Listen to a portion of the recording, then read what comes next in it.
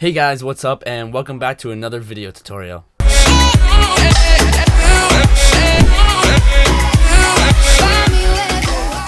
Okay, so real quick guys, I just want to say thank you so much for getting my channel to 1K subs so far. I really appreciate all the support you guys have been giving me. It's super awesome. And to celebrate this, I put out a video the other day actually that I've been working on for 4 months. It's called What Do You Desire? To celebrate 1K subs on this channel, and also to kind of inspire more great things to come, and to kind of keep me going to make more content, more tutorials for this channel. So hopefully you guys check it out. I'll leave a link in the description down below if you want to. Anyway, today's tutorial is going to be on sound editing, and more specifically syncing your edits to songs or music. I got a few questions on this, and it definitely comes up every time I make a video myself. So there's some things that I want to point out at the first. So syncing your edits to music can actually seem like it's a really simple concept, and it is, but there's a lot of things that people overlook because it's so simple that kind of puts them at a disadvantage rather to other people who really take advantage of all the minor details in this process. So what I'm going to do for you guys is I'm going to go through the process of how I edit my how I sync my edits and cut my clips to music, and then I'm going to point out kind of the common mistakes along the way. So let's just jump right into Adobe Premiere, which I know that we've been working with iMovie recently, but it's exactly the same thing. It's just a matter of making cuts, and you should be able to follow along really easily. The only reason I'm using Adobe Premiere is because the workflow is a lot faster for me. So let's open up our program and get started. Alright, so now that you have your program all loaded up, you're going to want to bring in the clips that you'll be using in your edit and lay them out in your timeline in order that you think you're going to want them to be in. You really don't have to start making cuts yet because you haven't imported your music or chosen a song, but this is actually a really important step in the whole process. Having your clips in your timeline will allow you to familiarize yourself with all your footage so you know what you're working with, and allow you to plan what clips will fit in the music better as the song goes on. So that way you're not scrambling around looking for some like a clip with more action or clips that are kind of more mellow. Now this brings us to the next step, which is actually choosing the song you'll be using for your video. So you're going to want to pay attention to the theme and tone that you're going with in your edit and choose a song that fits appropriately. A lot of mistakes actually occur here because people randomly choose songs that just sound cool instead of giving some thought into their song choice. The right song will make your video lively and help the viewer feel the emotions and excitement you felt when you were filming and kind of immerse them in the video. For this tutorial, I'm going to be using a song, I think it's a Young Bombs remix of Alessia Cara and Troye Sivan. It's called Wild, and it starts off kind of slow and then builds up and has a drop. Alright, so moving on, now that you have your song, you're going to want to drag it into your timeline and begin cutting your clips so that way we can move them around to match the music. So, an easy way to sync your cuts to the song is to do it on every drum beat or every few drum beats. When you match your clips up to it, it looks like everything's flowing together with the music. You can see that if I'm making cuts like this, right here, some simple cuts just right on the beat, and I play it back.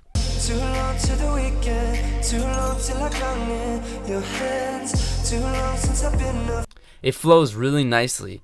However, a lot of people do this for the whole song, and this is actually where one of the mistakes can happen. And that's that these cuts never change, and so people are cutting right on the beat the whole time, just throwing the clips wherever.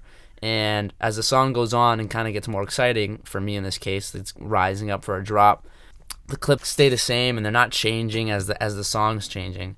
So if you want to make your videos really nice and sync to a song, you have to listen for all the changes in the music and place your clips accordingly. What you're really going to want to listen for is how fast the song's going. So sometimes you'll hear like rising sounds indicating that something's going to come up and change, and you can mimic a lot of these things with your clips so it all fits together really nicely. For example, this song starts out really mellow and doesn't really have a lot of drum hits or anything, and as the song goes on, it starts to get more and more exciting and gets really interesting after the drop. So what I'm going to want to do is find some clips that don't really have a lot of action or movement and put those at the start of the video, and you can really take your time with how long these are because the feel of the whole song at the beginning is kind of slow and easy, so you don't want a lot of choppy, fast clips. And then I'm going to do the same thing after the drop, except instead of doing these long clips that I just showed in the last part, you're going to want to find clips that kind of have a lot of action in them, and start making cuts to your clips a lot shorter, so that way they play a lot faster and kind of mimic the pace of the song. So right now what I'm going to do is play back both versions. The first version is at the beginning of the song, where I kind of make long cuts to the beat or wherever, and everything's kind of mellow. And the second's going to be after the drop, where the cuts are really short. Too long to the weekend, too long till I come in your hands. Too long since I've been a fool. Oh yeah. Leave this blue neighborhood. Never knew wild. You're driving me wild.